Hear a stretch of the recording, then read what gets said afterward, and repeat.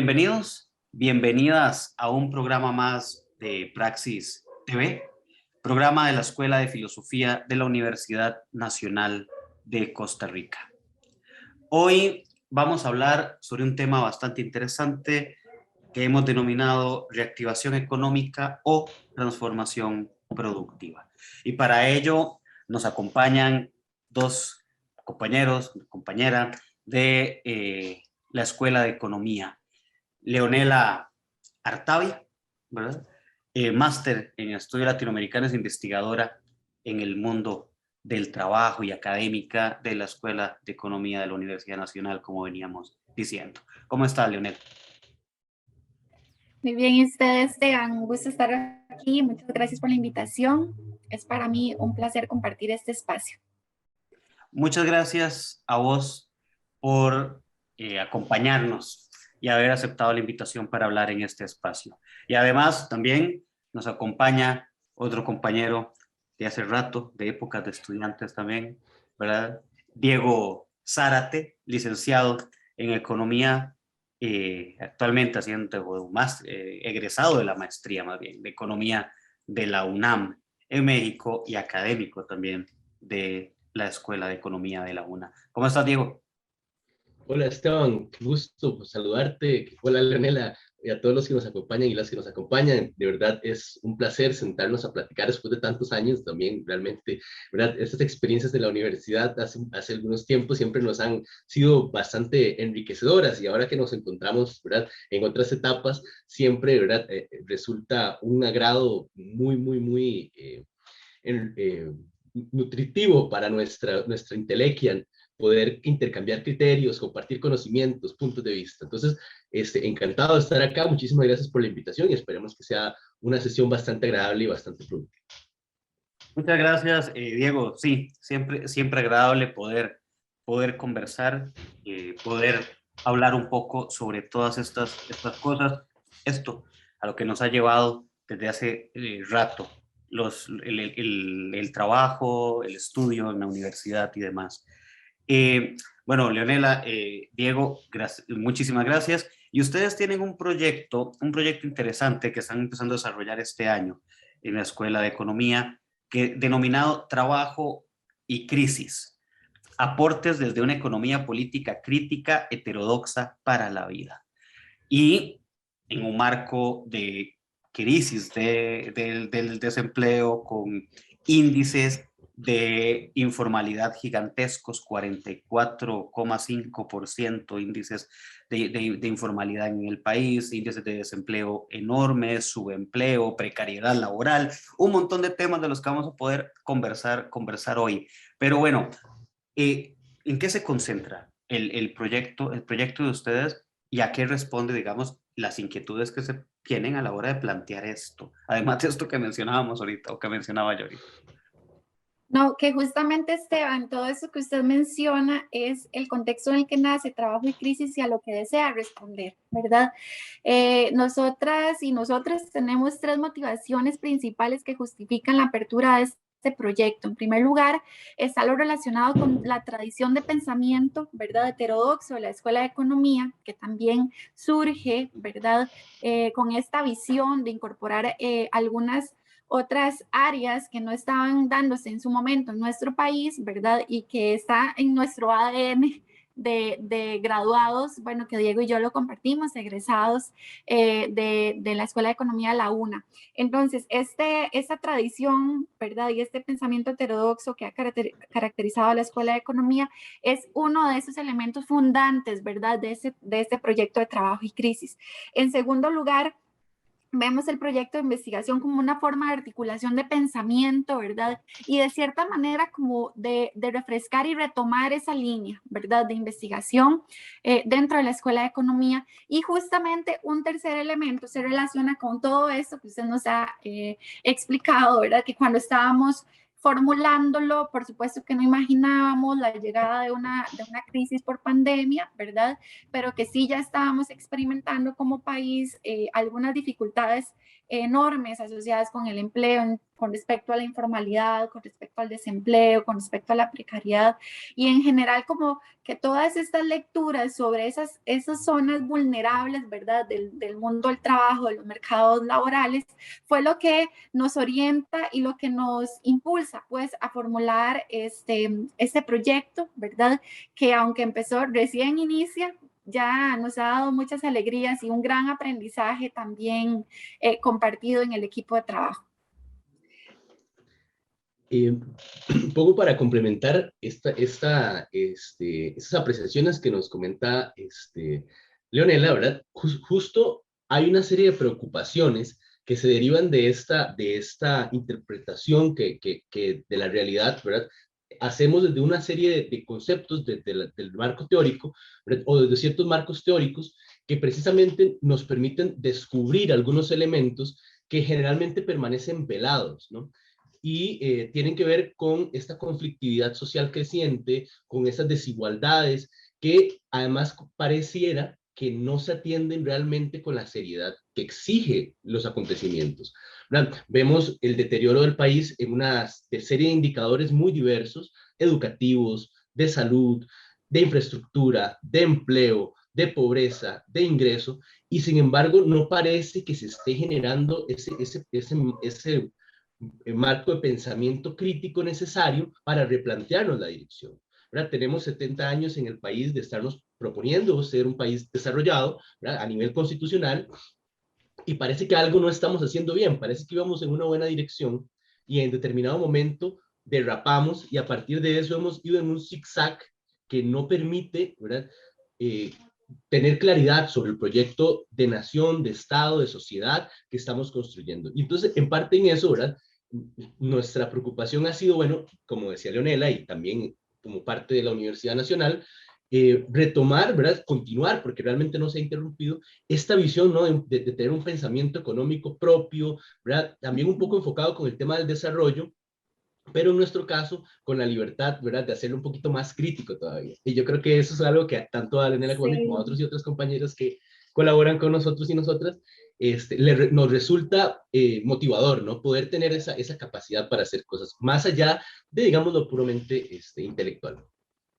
Sí, y ahí tal vez voy a añadir algo, y es lo relacionado con la visión misma sobre el trabajo, ¿verdad? Y nuestro interés es de ruptura, y en el sentido de que el trabajo no lo visualizamos como un simple factor de producción, ¿verdad? Entonces, también está toda nuestra articulación en torno a ese pensamiento, ¿verdad? Se posiciona en el sentido de reconocer todo ese valor, ¿verdad?, que aporta el trabajo y todas esas intrincaciones o todas esas implicaciones, por así decirlo, que tienen la vida de las personas esta área laboral. Porque como les decía Diego, como que qué pasó, ¿verdad? De un pronto a otro empezamos a ver cómo se desmoronan nuestros indicadores, que eran nuestra razón de orgullo a nivel internacional, ¿verdad? Y pues una podría preguntarse qué es lo que está pasando, ¿verdad? Y justamente en esa línea estamos construyendo, investigando para llegar a respuestas. Bueno, y complementando esto que nos decía Leonela, ¿verdad? Justamente nuestro marco teórico, con lo que nos impulsamos, esa palanca con la que queremos mover nuestro mundo intelectual, ¿verdad? Parte de una comprensión, de un estudio del sistema capitalista con un carácter, ¿verdad?, de sus estructuras cíclicas. Partimos de una visión de que la economía no necesariamente tiene esa trayectoria, no, si no lineal, por lo menos continua, sino que más bien va sucediendo una especie de espacio, ¿no?, con grandes corrugaciones en las que tenemos eventos catastróficos como las crisis que se presentan de manera cíclica, ¿verdad?, con cierta periodicidad, con cierta intensidad, y que es nuestro trabajo, nuestra labor, ¿verdad?, utilizar este marco para tratar, si no de preverlas, porque eso es algo complicado, ¿verdad?, por lo menos de tener las herramientas para que los efectos que esto tiene sobre la sociedad y particularmente sobre el mundo del trabajo no sean tan devastadores como lo han sido en determinadas épocas y también en determinados países. En ese sentido, ¿verdad?, la comprensión del sistema capitalista como un sistema global en el que están involucrados prácticamente todas las economías mundiales, nos sirve como una lección para tener claridad respecto de que si no tomamos ciertas acciones, podemos realmente caer en una deriva socioeconómica que puede conducirnos a situaciones muy, muy, muy lamentables. Y en ese sentido es que parte de nuestro marco teórico se relaciona con lo que nosotros y nosotras consideramos, y no nosotras, ¿verdad? Pero en general las hemos concebido como escuelas de pensamiento económico heterodoxas, ¿verdad? Que de alguna forma rompen con esta visión monolítica, unidimensional, ¿no? De la economía como un espacio de agentes racionales, de autorregulación, sino que más bien nosotros y nosotras, ¿verdad? Tomamos esta idea de las crisis cíclicas de la economía capitalista como un factor común que nos articula desde la economía política, con la economía ecológica, la economía feminista, ¿verdad? Otras escuelas de pensamiento que también se plantean la realidad no desde un marco axiomático cerrado, sino desde las problemáticas cotidianas, ¿verdad? Entonces, en ese sentido, nuestro marco teórico en sí mismo trata o refleja, expresa esta idea explícita nuestra de entender la realidad socioeconómica y de proponer ideas para un bienestar desde una visión alternativa al mainstream económico. Y en ese sentido, en ese pensamiento heterodoxo es precisamente, tal vez quiero ampliar aquí, ¿verdad? Esta visión del trabajo como una actividad que sostiene la vida, ¿verdad? Esto nos lo ha aportado todo ese marco teórico desde la economía feminista, ¿verdad? Y todo el aporte que han realizado las mujeres por los siglos, ¿verdad? Que ha estado sin duda invisibilizado, ¿verdad? Y que permite que la vida se sostenga, ¿verdad? Aún con las dificultades y sobre todo en momentos de pandemia o en este caso, ¿verdad? Pero también en los procesos de crisis. Y también hablamos entonces de ese trabajo de una forma ampliada. Primero, lo que les mencionábamos hace rato, ¿verdad? De que rompemos, ok, y eso es muy importante sobre todo cuando nos presentamos como una visión alternativa al pensamiento, al mainstream, ¿verdad? Económico que visualiza al trabajo como un factor de producción, que se somete a las reglas, ¿verdad? De la oferta y la demanda, ¿verdad? Y es una cuestión de mercado que resuelve el mercado. Para este pensamiento heterodoxo, el trabajo no es simplemente un factor de producción, ¿verdad? Que también va en la línea, si queremos pensarlo, con lo que se establece en nuestra constitución política, de que nunca debe ser reducido en nuestro territorio nacional el trabajo a la condición de simple mercancía, por ejemplo, ¿verdad?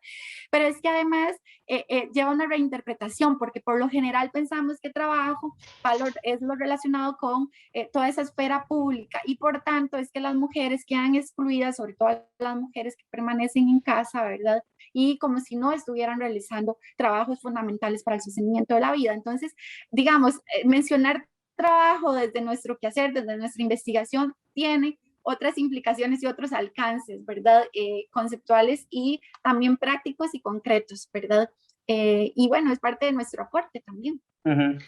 Hay una cuestión con esto que mencionan, y a ver qué opinan, ¿no? Además, pero es que en esto que menciona Leonela y esa forma de conceptualización de trabajo, ¿verdad? Nos saca de una idea que podríamos verlo más desde una perspectiva política, de entender el trabajo simplemente como una forma de sobrevivir, el trabajo como sobrevivencia, porque también es muy interesante en términos, que esto tal vez lo vamos a hablar más adelante, en términos de la precariedad laboral, en términos de los derechos laborales, la reducción del trabajo a esta simple mercancía, ¿verdad? También lleva a la idea de pensar que cuando tus condiciones de vida mejoran por tu trabajo, hay algo que está mal en la ecuación, ¿verdad? Entonces ya empiezan todas estas discusiones de que más bien deberíamos de tomar a cierto grupo y bajarlo a X condiciones donde se adecue a esta conceptualización de trabajo, ¿no? Ahí quisiera, y me tomo la delantera con Leonela, que sé que también tiene consideraciones. Tomo la delantera únicamente para señalar ahí un elemento que yo creo que expresa bien esto que mencionas. Por un lado está como esa idea, ¿no? De bajar el piso, por decirlo así, ¿no? De igualar hacia abajo, por decirlo así, que es una visión que efectivamente la precarización plantea. Ahora, pienso yo, ¿verdad? Y tal vez aquí Leonela podemos entrar en una plática, ¿no? Que nuestra concepción de trabajo incluso va un poquito más allá en el sentido, y pongo el caso de una novela costarricense que se llama Juan Varela, ¿no? En la que se relata la historia, ¿no? de un productor que se casa y tiene va a la montaña, y ¿verdad? Toda la época en la que Costa Rica se podía hacer eso.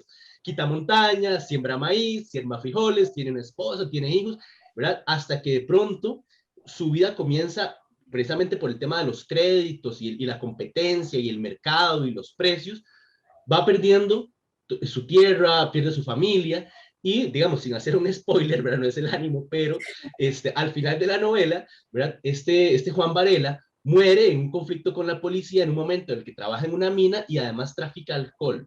Y pongo este ejemplo porque la visión del trabajo como sostenibilidad de la vida o como sostén de la vida pasa también porque nuestra actividad vital nos produce como seres humanos, como personas. Entonces, ciertamente hay trabajos que son viles y que envilecen a quien los realiza, mientras que hay otros trabajos que son dignos y dignifican a quien los realiza. Entonces, eso es incluso en un nivel ya no solo, digamos, de la remuneración monetaria, ¿verdad? Porque hay trabajos viles muy bien pagados, sino también el hecho de que nosotros y nosotras como seres vivos encontramos en el trabajo un espacio de autoproducción. Y eso es algo que pasa, queramos o no lo queramos, ¿verdad? Nos guste o no nos guste o no, nuestro trabajo, nuestra actividad vital nos va a transformar. Entonces, en esa línea yo también quería aportar en esa dirección. No, totalmente. A mí me parece muy importante considerar, ¿verdad? Que hay que tener mucho cuidado en ese sentido. Y justamente, ¿por qué? Porque es muy fácil cuando estamos en particular en momentos de crisis, con un contexto, un desempleo tan alto, etcétera, el que nos enojemos o nos indispongamos porque haya ciertos grupos que tengan mejores condiciones, ¿verdad? Laborales, que a eso iba, pues, Esteban, ¿verdad? El tema aquí es que si revisamos el trabajo como esa actividad que tiene un rol y está el rol societal del trabajo, ¿verdad? Y cómo se organiza la vida en torno a esto que habla Diego, de cómo digamos, ese reconocimiento de nuestra dignidad, ¿verdad? Por otro lado, las condiciones de crisis particularmente o de desmoramiento de esas condiciones atinentes con la dignidad de la vida nos llevan a perder de vista, digamos, de que todos y todas merecemos condiciones idóneas para vivir, ¿verdad? Condiciones legítimas y de existencia, ¿verdad? Y de satisfacción de necesidades que nos hagan estar bien. Y justamente en esa línea, por eso es que ponemos el foco también en los sectores más vulnerables, que es donde podríamos tener una dificultad en ese sentido. Y justamente, ¿verdad? Esos momentos de precarización lo que han perdido es ese norte, de que somos personas, de que estamos trabajando, ¿verdad? Y que sí que tenemos que satisfacer nuestras necesidades, pero no a expensas, ¿verdad? De nuestra vida misma, como es el caso de algunas formas de trabajo, ¿verdad? Entonces, totalmente de acuerdo con lo que dice Diego también en ese sentido de autoproducción y de este balance que hay que hacer entre las condiciones laborales. Bien, ya tenemos que hacer un primer corte, pero bueno, ya volvemos para continuar hablando sobre estos temas.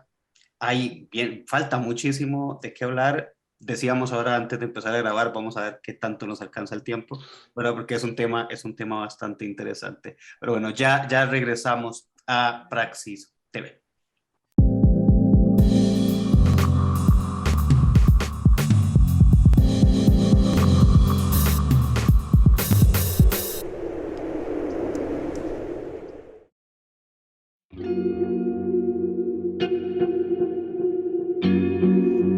¿Te has preguntado alguna vez qué es la filosofía? Bueno, la filosofía es la búsqueda del conocimiento de todas las cosas. Del mundo, de la naturaleza, del ser humano. Es ir en búsqueda de la verdad. La filosofía se compone de distintas áreas que de manera crítica intentan analizar las relaciones entre los seres humanos, las relaciones con otras criaturas, la forma como conocemos y cómo razonamos sobre el mundo.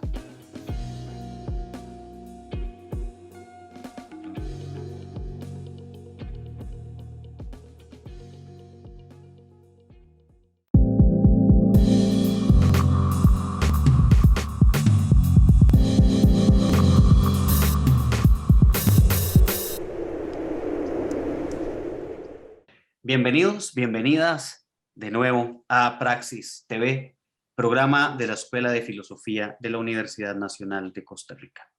Continuamos conversando sobre este tema de reactivación económica o transformación productiva. Ahorita nos referiremos y se referirán nuestras personas invitadas a esta pregunta, ¿verdad? Y en relación a esto precisamente que estamos hablando sobre el trabajo y la crisis. Continuamos conversando con Leonela Artavia Jiménez y Diego Zárate Montero, académica de la Escuela de Economía de la Universidad Nacional de Costa Rica.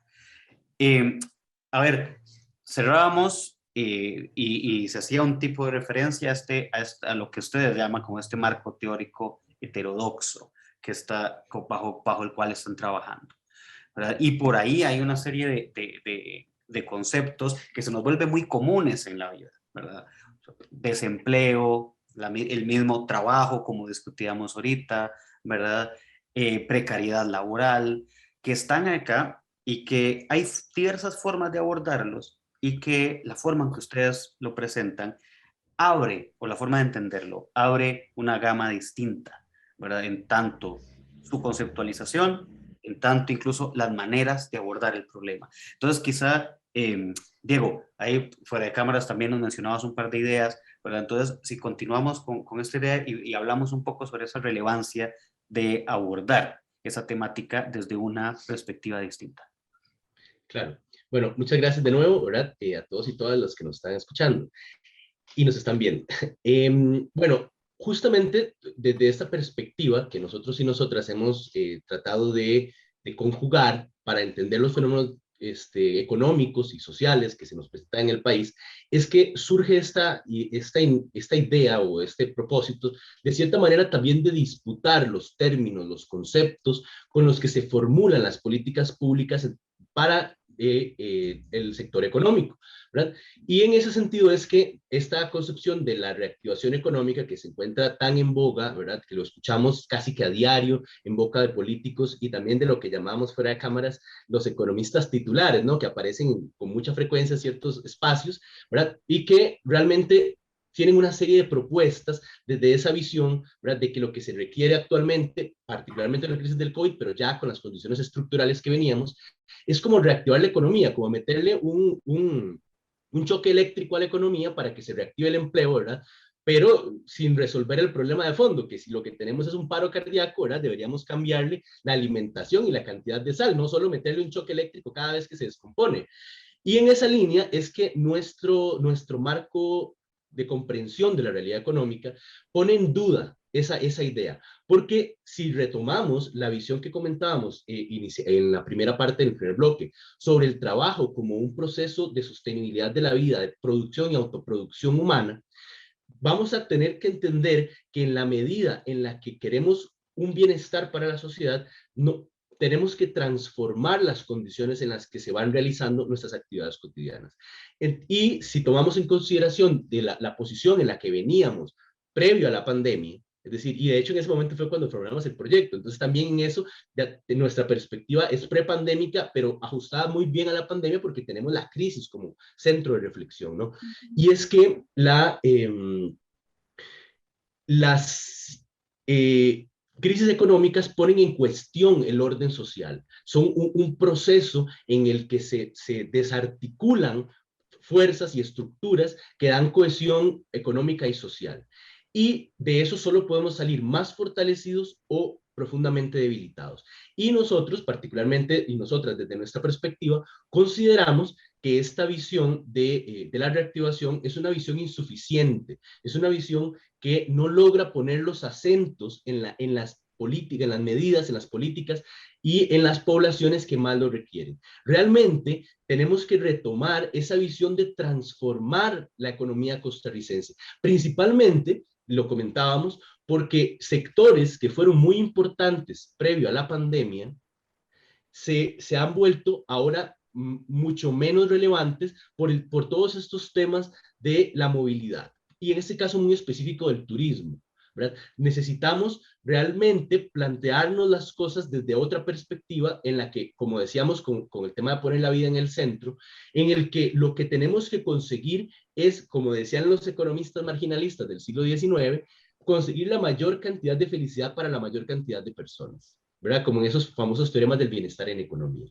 Y eso lo vamos a conseguir si modificamos la interpretación que venimos haciendo de la realidad y que, como decíamos en el bloque anterior, no ha sido efectiva en los últimos 70 años, ¿no? Para llegar a un objetivo de desarrollo. Entonces, ¿verdad? Este marco teórico nos combina a replantearnos esas visiones y además a que los conceptos con los cuales entendemos la realidad los podamos complejizar muchísimo más. En tanto que, ¿verdad? Decíamos, las medidas económicas o de política económica que se promulgan, que se promueven, tienen que estar a tono con las condiciones de cada país. Y cierro mi alocución, mi intervención, esta intervención, ¿verdad? Mencionando un caso particular que tiene que ver también con el empleo, y es el caso de los nómadas y digitales, ¿verdad? El nomadismo digital se ha puesto bastante en boga precisamente por el tema de la pandemia. Sin embargo, una de las dificultades que enfrenta el nomadismo digital es el tema de los seguros, de los riesgos del trabajo, tanto en Costa Rica como a nivel regional, ¿verdad? Muchas personas no pueden trasladarse a otros países a hacer nomadismo digital porque los seguros de riesgo del trabajo que les contratan sus empresas no aplican para el exterior. Y concluyo con que nuestra visión de otro marco teórico para entender la realidad, lo que tiene que combinarnos es a asumir esas situaciones concretas.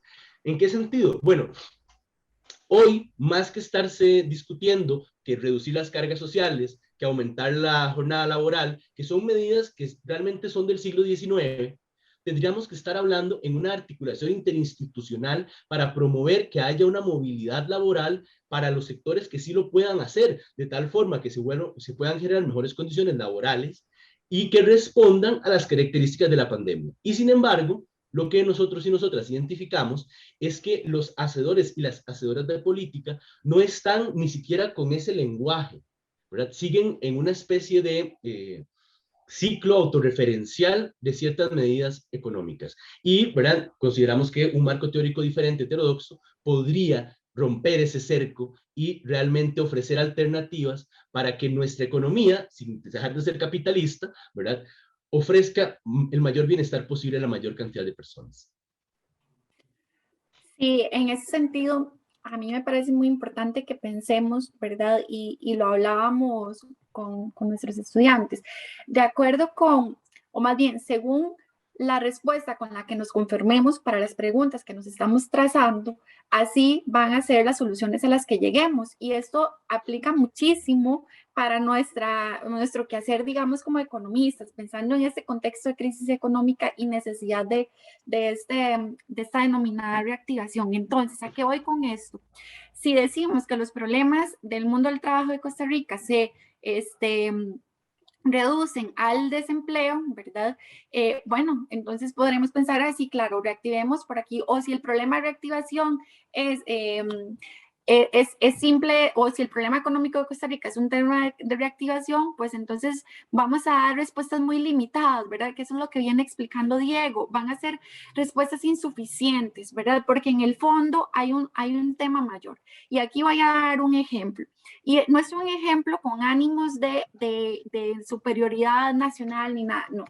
El tema aquí es que uno podría pensar, ok, necesitamos mejores índices de empleo. Hay países, pensemos en una Guatemala que tenía antes de la pandemia un 2,7 de desempleo. Cualquiera diría, uy, ese país es muy feliz, o sea, tiene un 2,7 de desempleo. Y veamos niveles de pobreza por encima del 60%, y habría que ver ahorita en momentos de pandemia, ¿verdad?, cómo está la cosa. ¿A qué voy con esto? A que es un tema que requiere preguntas mayores, más profundas y un aborde más allá de lo que podríamos pensar como simplemente reactivar. Por eso una está siempre incomodando, ¿verdad? Bueno, sí, vamos a reactivar para generar empleo, vamos a apoyar esta rama. Y una podría decir, bueno, pero ¿cuáles son las condiciones laborales asociadas a esas ramas? ¿Qué es lo que queremos hacer? De verdad, ¿cuál es el problema que estamos teniendo en el país? Y en ese sentido, por ejemplo, veamos este tema de precariedad y cómo se ha venido resolviendo también, ¿verdad? Y cómo han venido resolviendo las fuentes de empleo, ¿verdad? Aprovechándonos de este vacío institucional que Diego señala, ¿verdad? Que en lugar de estar pensando en medidas del siglo XIX, deberíamos de avanzar y estar hablando de una articulación institucional o de una reforma institucional que nos permita avanzar como país, ¿verdad? Y que esos vacíos, ¿qué es lo que está pasando? Que lo que estamos viendo es un contexto de gran precarización y de precariedad, de procesos sostenidos de precarización, y pareciera que nadie los va a detener.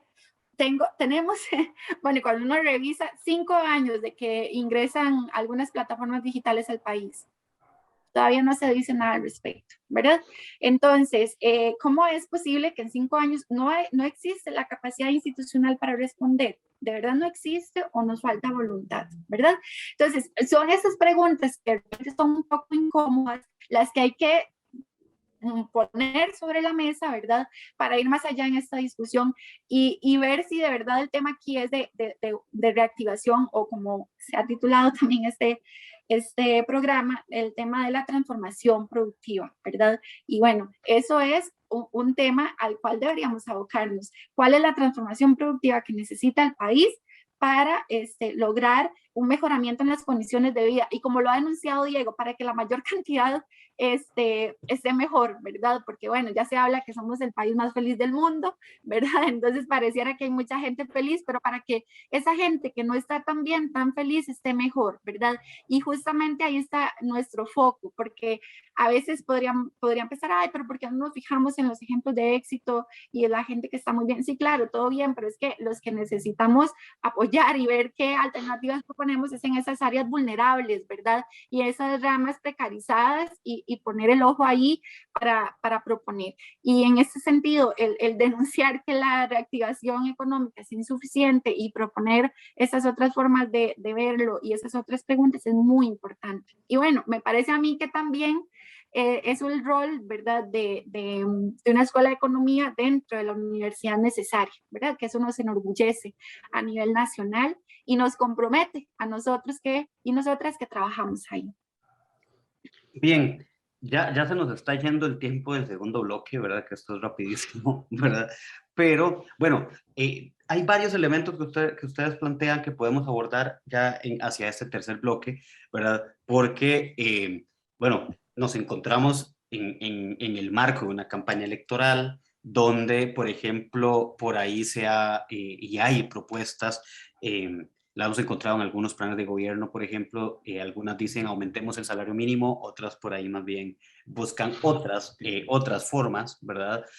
Más bien opuestas a esta idea de aumentar el salario mínimo, ¿verdad? Nos encontramos en el marco de una crisis de desempleo que mencionábamos ahora al principio, ¿verdad? En términos de la pandemia, pero que además yo creo que Diego lo mencionaba bastante bien, ¿verdad? Y que el discurso no puede dirigirse a que la crisis o el problema es fruto de la pandemia del COVID, ¿verdad? Sino que es muy previo y a veces parece que estos 2 años de pandemia han ocultado lo que 70 años de malas decisiones en muchos casos, ¿verdad? Ha provocado también. Entonces, hay mucho que abordar todavía. No prometo que podamos terminar todo en el bloque que nos queda, pero es muy interesante lo que viene. Entonces, hagamos una próxima pausa y ya regresamos a Praxis TV.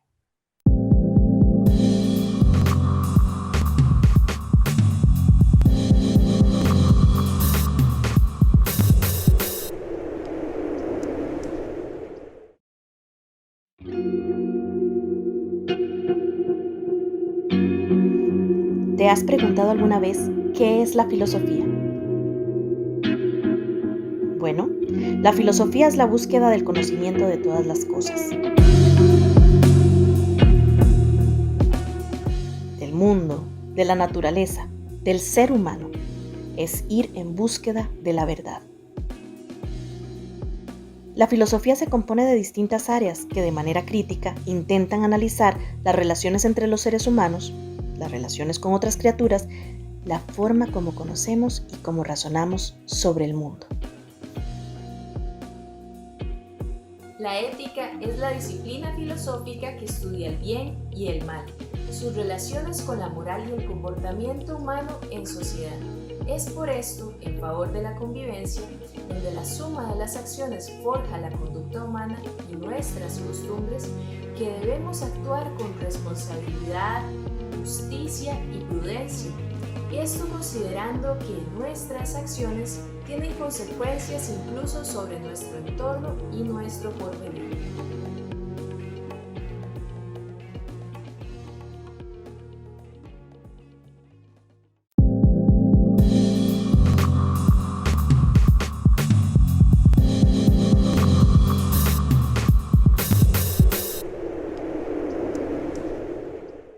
Bienvenidas, bienvenidos de nuevo a Praxis TV, programa de la Escuela de Filosofía de la Universidad Nacional de Costa Rica.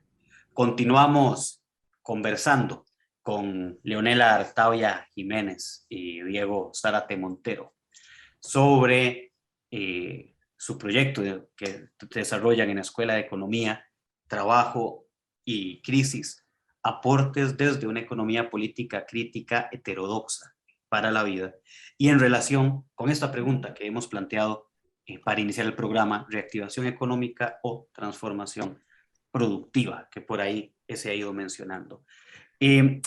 Hablábamos, y también con respecto a esta pregunta, cuando se hace la pregunta de la reactivación, ¿verdad? Que ya Diego mencionaba en el bloque anterior, ¿verdad? O esta idea de una transformación de las formas de producción, la conceptualización, las formas que entendemos. Y cerrábamos el bloque anterior también mencionando un poco las propuestas que hay en el marco de las elecciones, la crisis económica, etcétera. Y nos viene la pregunta también, y en torno a esta otra gran pregunta que hacíamos al inicio, ¿cuáles deberíamos o cómo deberíamos de pensar estos principios que definen una sociedad, ¿verdad? Y que ayudan a esa sociedad a salir de esta crisis de tal manera en que no existan grupos que terminan pagando los platos rotos para que otros grupos más poderosos o mejor acomodados, llamémoslo de alguna forma, sigan sosteniendo ciertas formas de vida. O sea, cómo trabajar esta idea de sociedad sin atropellar la dignidad de grupos de personas.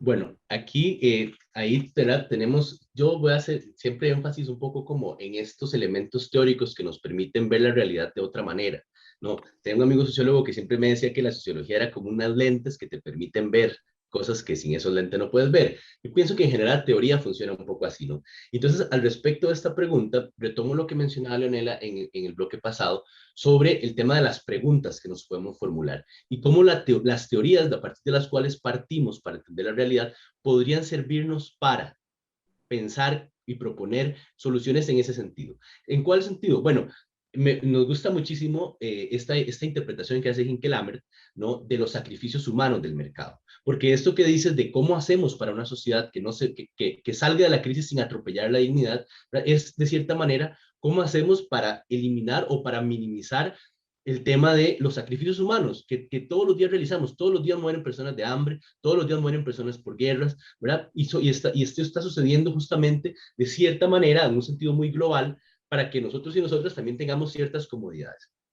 Y, digamos, desde nuestra visión, uno de los elementos fundamentales que tiene que ver con la dignidad y el respeto humano es no engañar a las personas. Hablábamos sobre el marco de las elecciones, ¿no? Y cómo, ¿verdad? Se ponen en boga ciertos conceptos y ciertas políticas. Y lo que comentamos es que todas las teorías están sesgadas. Realmente nosotros y nosotras lo que tendríamos que desconfiar es de quien no reconoce su sesgo, ¿no? ¿Y por qué menciono esto? Bueno, porque es muy común que en campaña electoral, ¿verdad? Se apliquen extrapolaciones conceptuales que ofenden el intelecto, ¿verdad? Como por ejemplo, cuando en su momento, no voy a decir nombres, ¿verdad? Algunos políticos mencionaban a la señora que vende el Churchill en el puerto, o al compa que vende patí en el mercado, o ahí, ¿verdad? Por las playas, ¿no? Y entonces lo presentan como un emprendedor, O al campesino que tiene una parcelita y va a la feria y vende, lo presentan como un emprendedor, ¿verdad? Extrapolando las concepciones y la comprensión neoclásica, monetarista, muy capitalista, cuando en realidad se ocupan otras herramientas conceptuales para entender que estas personas no tienen medios de producción, lo que tienen son medios de vida. Y que, como comentábamos fuera de cámara un poco, ¿verdad?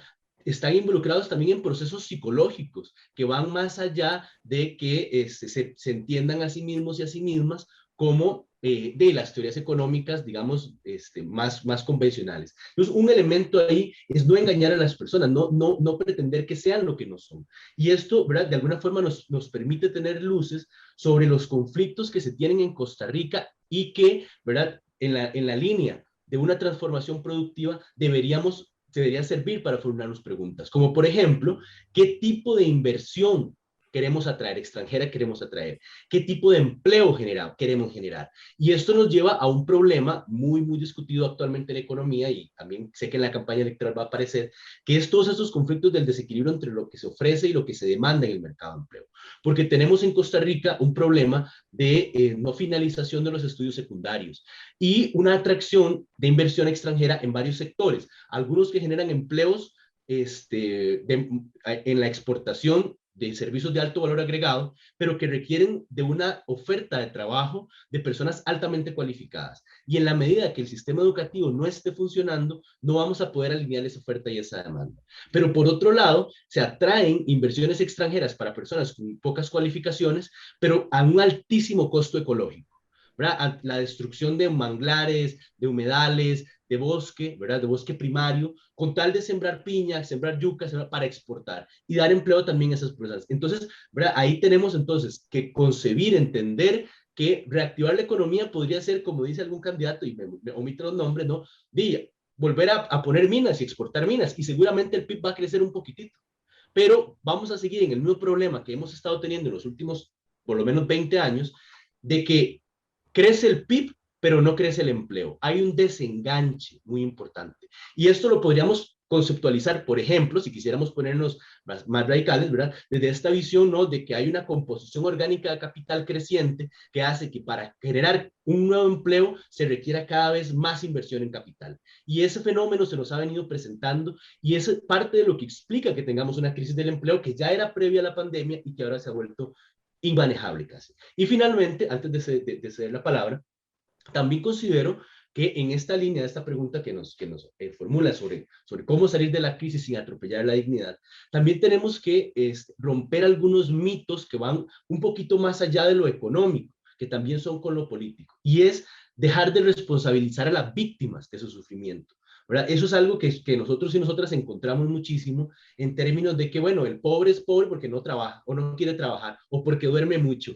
o porque le gusta mucho los videojuegos o porque le gusta cierta música, ¿verdad? Y entonces parece que es una decisión individual. Y esto nosotros y nosotras lo encontramos muchísimo en ciertas teorías económicas, por ejemplo, en la economía feminista, donde identifican que las acciones afirmativas que se han tomado en ciertas medidas han generado un resentimiento en ciertos sectores de hombres que luego se organizan para limitar los derechos de esa población.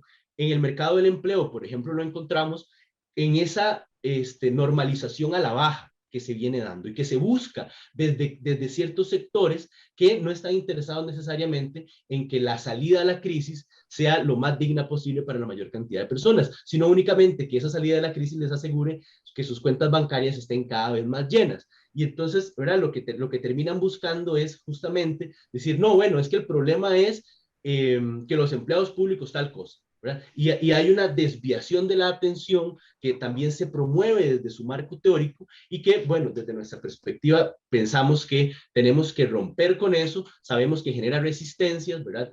Pero, bueno, pues hay que empezar en algún momento y el primer paso es lo fundamental para dar el segundo, el tercero, el cuarto y que efectivamente en algunos años podamos mirar en retrospectiva y decir, mira, bueno, tuvimos la claridad para pensar que lo que iba a venir después de la pandemia no va a ser nada más volver a activar lo que estaba antes, sino construir algo nuevo. Y para construir algo nuevo, sin duda alguna, tenemos que tener ideas y conceptos nuevos.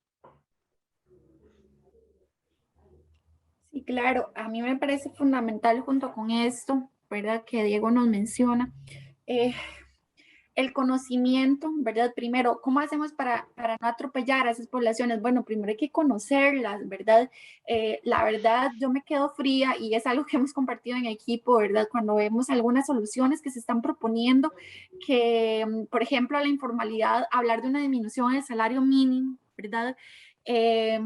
O hablar de algunas condiciones laborales hacia la baja, ¿verdad?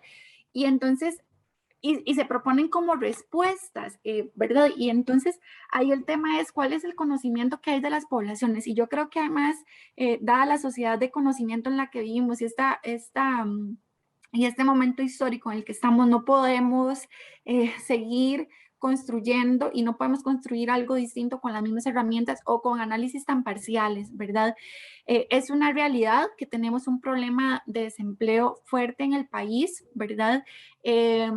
Incluso que ha venido creciendo a niveles más altos que en América Latina, o incluso si comparamos a nivel mundial, ¿verdad? Ahí por ahí, bueno, usamos una imagen muy elocuente en ese sentido, de un gráfico, pero el caso es que tenemos un incremento real del desempleo, lo cual, sabiendo que la mayoría de la población depende de un empleo para vivir, les coloca en unas condiciones muy complicadas, ¿verdad? También sabemos que eso se ha resuelto por medio de la informalidad, ¿verdad? Yo quedo desempleada o no encuentro un empleo, ¿qué tengo que hacer? Tengo que sobrevivir de alguna manera, ¿verdad? Entonces, pues emprendo, ¿verdad? Y encima está todo este entorno, ¿verdad? Del emprendedurismo, que es todo un tema de análisis también, ¿verdad? Y entonces es lo que me queda, el trabajo por cuenta propia para subsistir. Y es esto de que no tengo el acceso a los medios de producción, no los dispongo, tengo que ver cómo hago, qué vendo, qué produzco, ¿verdad? Que por lo menos me sostenga un tiempo. Eso es una realidad. Es una realidad también que esas situaciones son peores para algunas poblaciones. Es una realidad que si estamos hablando de trabajadores adolescentes y jóvenes, es una situación peor. Si estamos hablando de adultos mayores, también, ¿verdad? Y en particular también si estamos hablando de mujeres, ¿verdad? Y esas deudas históricas que tenemos de género, ¿verdad? Y para la libertad y la autonomía económica, pero más que eso, el reconocimiento, ¿verdad? De la dignidad humana de las mujeres. Entonces, ante esta realidad, bueno, primero es entender esta realidad, ¿verdad? No conformarnos con juicios parciales ideologizados que buscan proponer soluciones que son en realidad beneficiosas para ciertos bloques, pero no precisamente para la mayoría de la población, es elemental, ¿verdad? Y yo creo que aquí lo que debe existir es un compromiso real, ¿verdad? Con las personas, con el reconocimiento de la dignidad humana, ¿verdad? En un primer momento pensaría yo, pero es que al mismo tiempo, y ya que también nuestro componente aborda el tema de las crisis, debemos de pensar en este concepto de crisis civilizatoria, ¿verdad? Y cómo estamos, más bien, atravesados y atravesadas en nuestros días por un conjunto de crisis, ¿verdad? Hablamos de que hay crisis del trabajo, hay crisis económica, hay crisis ecológica, hay crisis ambiental, hay crisis migratoria, crisis política, crisis de la democracia, un conjunto de crisis, ¿verdad? Que nos están atravesando y que dan cuenta de esta crisis civilizatoria. Y entonces, entre esas está esta crisis ecológica y ambiental. Simplemente el planeta no puede tolerar esos niveles de consumo, ¿verdad? Que estamos teniendo, y no precisamente todos y todas, ¿verdad? Sino ciertos bloques. Entonces, creo que nuestro país, y esto es algo que habíamos hablado en nuestras primeras discusiones en trabajo y crisis, ¿cuál es la realidad país y cuál es la realidad en términos de todo lo que acontece a nivel mundial, ¿verdad? Y cuál es el margen de acción que tiene Costa Rica, ¿verdad? En esa realidad. Entonces, bueno, en nuestras particularidades, un Estado de Derecho consolidado, ¿verdad? Que además es reconocido a nivel mundial en ese sentido, pues más allá de la vanidad que somos bien buenos en Costa Rica para eso, ¿verdad? El tema se trata de cómo fortalecer esa institucionalidad en esa área positiva, ¿verdad? Y en lugar de echarla abajo, por un lado, pero además todo este rol, y bueno, saliendo de la COP26 y esto, ¿verdad? Todo este rol en materia ecológica y ambiental que tiene el país. Entonces, simplemente hay posibilidades que podrían generar empleo, pero que no son concordantes, ¿verdad?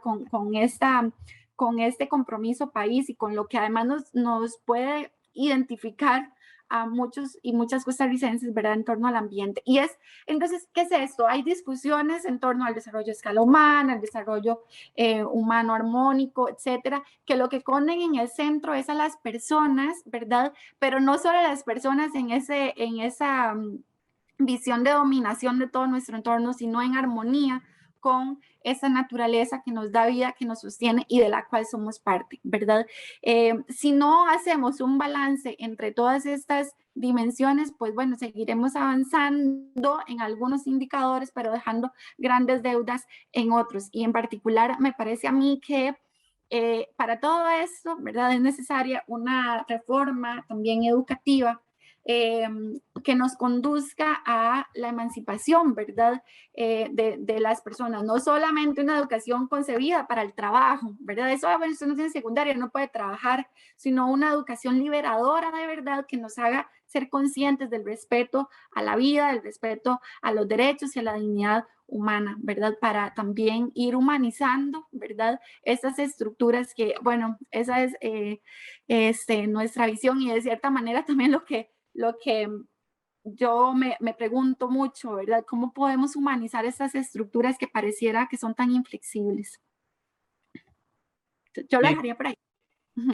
gracias. Y ya vamos cerrando, ¿verdad? Primero, muchísimas gracias por participar del programa. Y tal vez, no sé, tal vez algunas ideas finales, ¿verdad? Que quieran incorporar ya para cerrar. Y de paso también que se refieran un poco al seminario que se está llevando a cabo y que culmina el día de mañana, para que las personas que nos vean también puedan sumarse a esa última sesión. Tienes el micrófono apagado, Diego. Ay, yo ahí quisiera, bueno, aprovechar un poco este último espacio, ¿verdad? Para referirme igual a esta problemática, porque conecta justamente con temas que nosotros y nosotras venimos trabajando en el proyecto.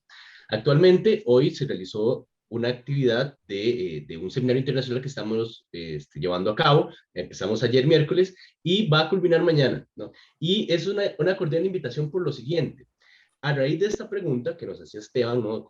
¿Cómo salimos de la crisis sin atropellar la dignidad? ¿Verdad? También nos hacíamos otras preguntas, que era como, por ejemplo, ¿cuáles deberían ser los principios de justicia que tendríamos que construir para que nuestra sociedad pueda dar lugar a una convivencia más pacífica, más equitativa, con menos exclusión, ¿no?